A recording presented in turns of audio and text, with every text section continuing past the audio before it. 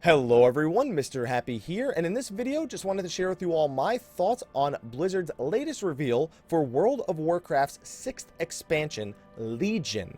Now, I've been getting questions about this a lot, what I think about the artifact weapons, so I think they're copying Final Fantasy XIV. So let me just set up this video with a few quick things at the front. For one, I do not think they outright copied Final Fantasy XIV. They may have seen some trends in 14 and decided to return to some of their roots, because let's not pretend like World of Warcraft has not done some similar things to this before. They're just doing it on a larger scale at this point. Second of all, I haven't played World of Warcraft since the early days of Cataclysm before Firelands. So the last thing I did was, I think I was 7 out of 13 bosses, I think it was, heroic at the beginning of Cataclysm, and I haven't played since. I also played during Wrath and Burning Crusade. I did not play Vanilla, I did not play the middle of BC, I did not play the middle of Wrath, and I did not play after the beginning of Cataclysm. So, with that in mind, I haven't exactly played the game in a while, so some of the things I say out of opinion may seem ignorant, and that's because I just simply don't know enough about it. However, I have been following the news of the game, I have been following the raids, and I have been following the raid scene. However, the biggest thing about Legion that has sort of intrigued me to make this video is their focus on other aspects of the game.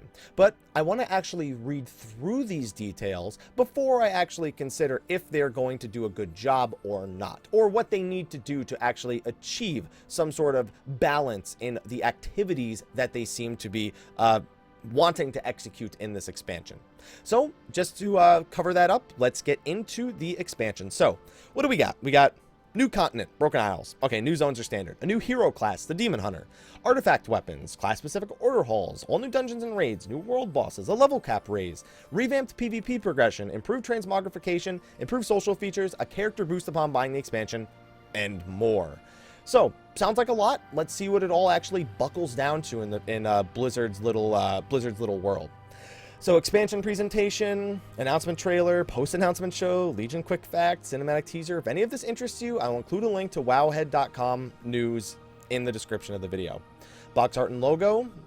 Yeah, we'll talk about this a little bit later, don't you worry. In case you're wondering, yeah, I just wanted to click that real quick because it's pretty cool. So first up, new hero class, the Demon Hunter. And yes, it is a hero class. I've already read a lot of this information ahead of time. It says it right here, hero class. Unless Wowhead is lying to me, of course. You never know.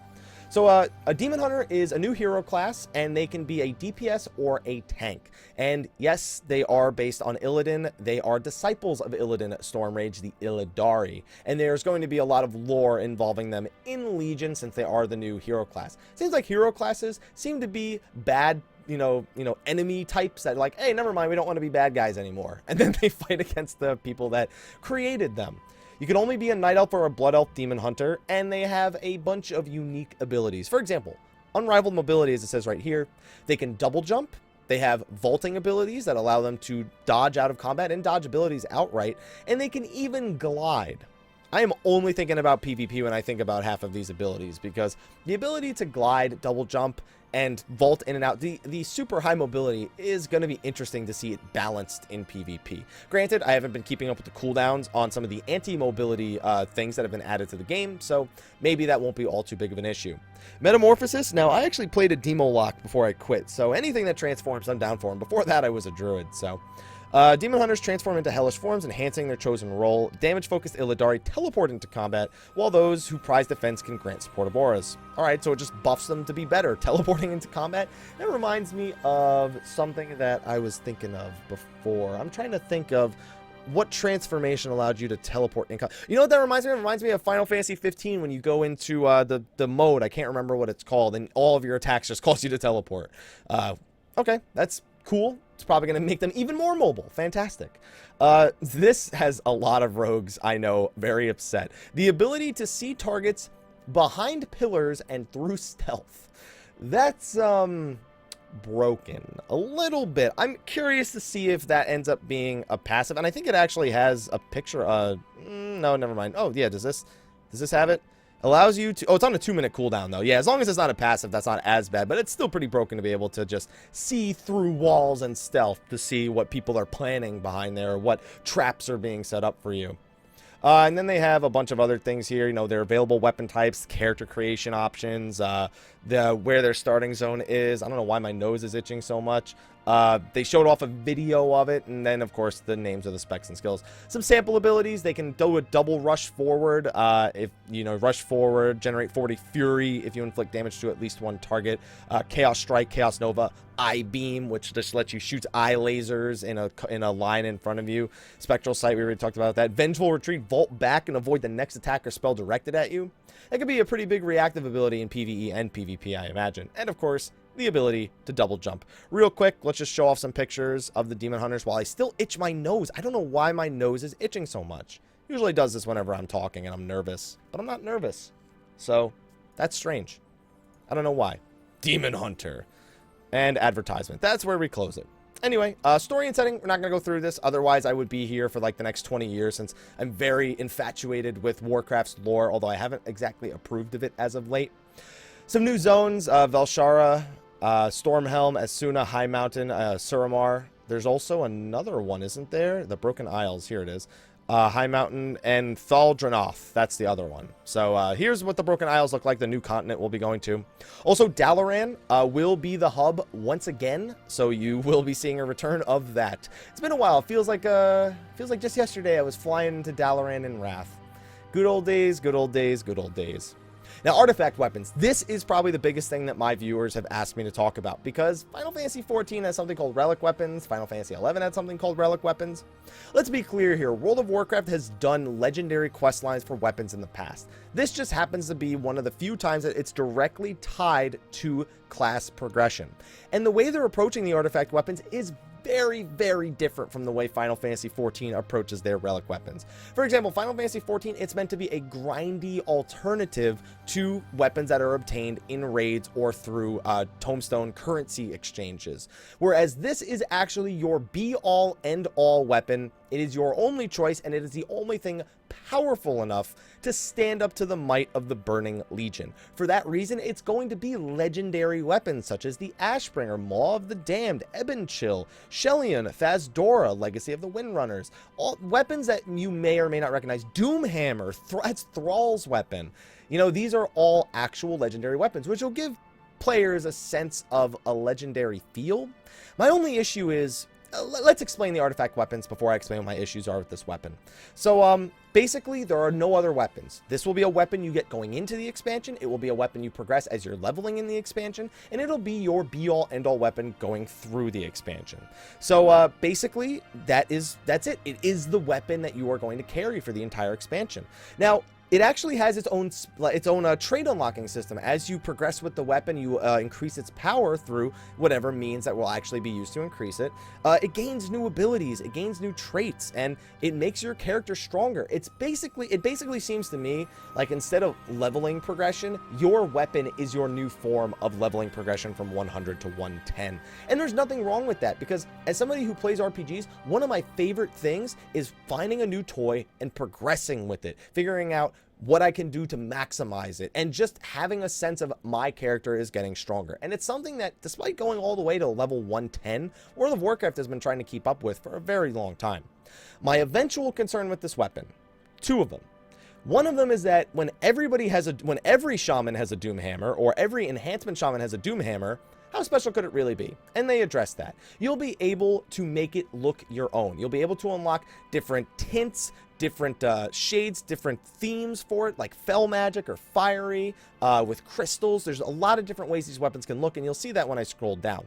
So ultimately, though, it is still the Doomhammer. And it's going to be weird seeing everybody have a Doomhammer. I am interested to see everyone's unique Doomhammer, though, and I think that's the right approach to making sure that you take a weapon that is non-unique to everyone who's of that spec and make it unique to them in some way, shape, or form. But also, my other major issue, which I don't know if they have properly addressed, artifact weapons will allow you to unlock every trait. The only difference is you can determine the order in which you unlock them. That'll make progression from what it seems like 100 to 109 very unique and very specific to the player. But after 110, eventually you'll unlock everything, and I don't know if that is necessarily the right way to go about it. Having a choice is always great, and yes, I know, and I've acknowledged this a million times. In MMORPGs or in any online RPG, people will eventually find the best mathematical choice, and that will be the one that everyone expects you to use. If you don't use it, a lot of groups will shun you from playing with them. It's an unfortunate side effect of the internet just being this gold mine of information and people being genuinely interested in the mathematics behind these things.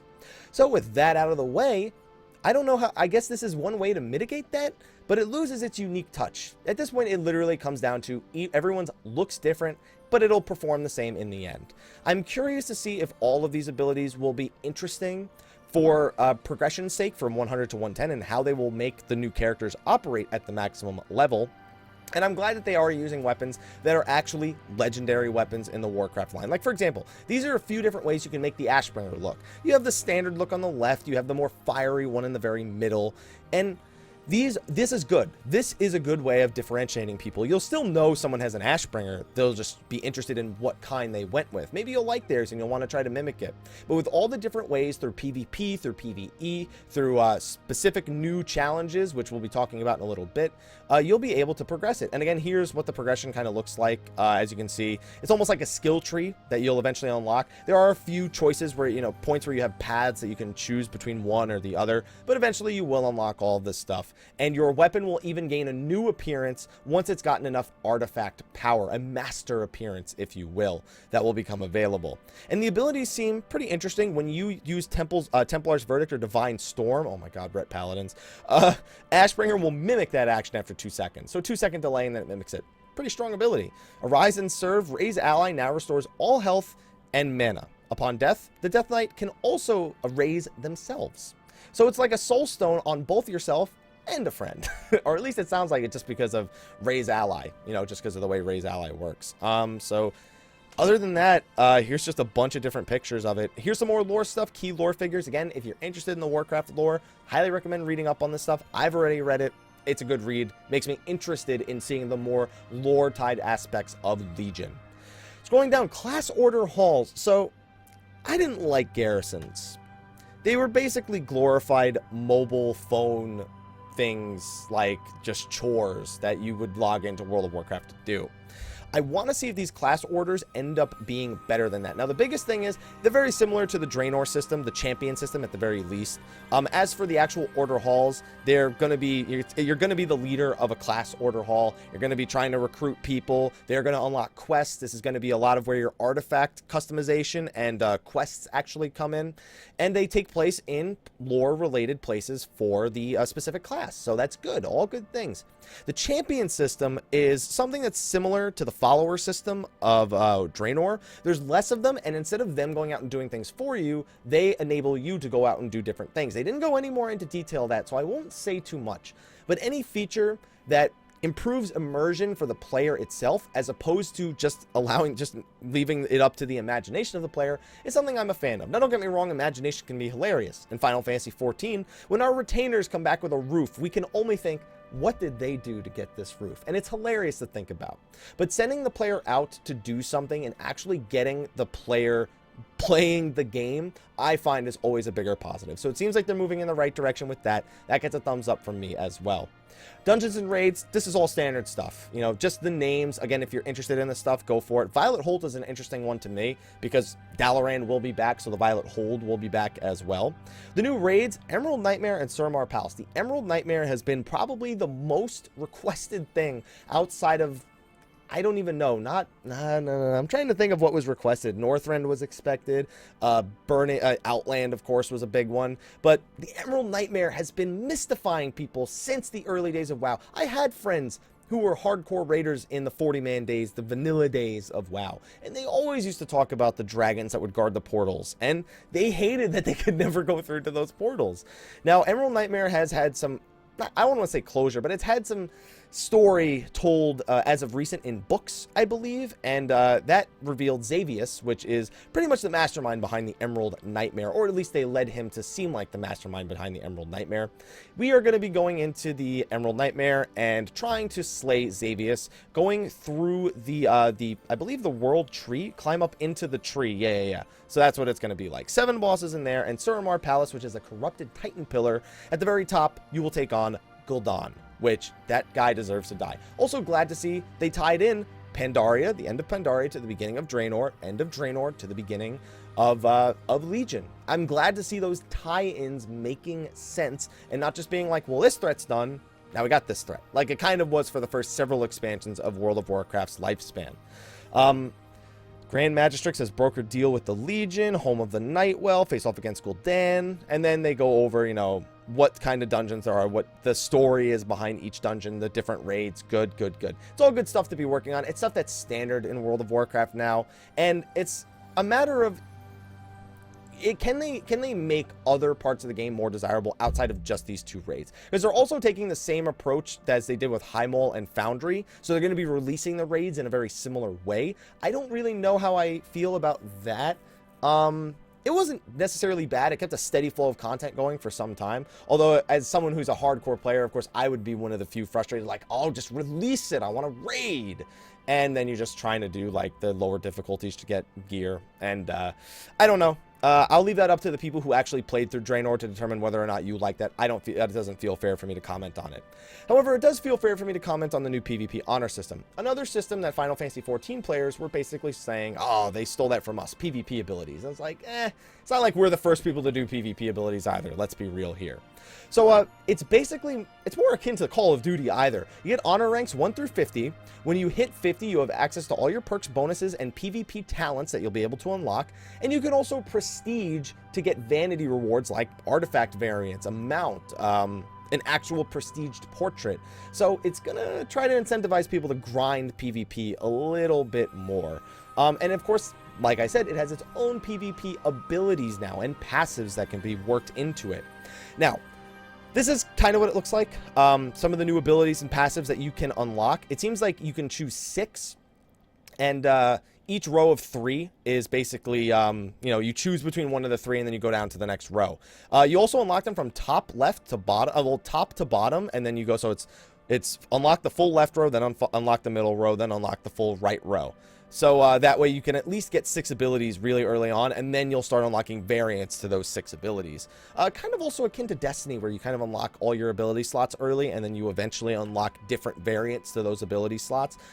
Very similar to some of the other games that Activision has published in the last couple of years. I want to say that when they were presenting this, they're like, oh, we really want a way to balance PvP separate from PvE. I don't think this is necessarily going to enable that, because no matter how much you give them in these PvP abilities, ultimately they are designed to counter the PvE abilities. And if a PvE ability doesn't have enough counters or is too powerful and completely bypasses these defenses or new offenses that you're giving these classes, it's still going to be a trouble. I feel like you can never separate PvE and PvP balance until PvE abilities, you're still using your PvE abilities in PvP. It's not like they're completely replacing all of your PvE abilities and then they'll balance them separately. Until you give them all PvP specific values, I feel like you will never achieve that balance. It's a good start to have some PvP abilities to counter some of the more hardcore things that wreck people in PvP. But I feel like this still doesn't solve the problem of balancing PvE versus PvP. And let's be honest, PvP is never going to be balanced. I don't think anything PvP related will ever be 100% balanced in any game. It's just there's too many people playing with too many variants and too many things that can't be figured out ahead of time. Things fall in and out of meta, and it's just bound to happen. It's a nice attempt. It's a nice sort of progressive system that will keep people motivated to keep leveling. It's worked in Call of Duty all these years. It'll probably work well in World of Warcraft. I am not a prestiger, so I don't care too much about this feature right here. I applaud it. I'm glad they're trying to give PvP a bit more longevity in case you already hit your PvP gear and you're looking for more glamour or vanity related aspects. But it only goes so far in terms of actually balancing PvP, which to me has always been the major issue.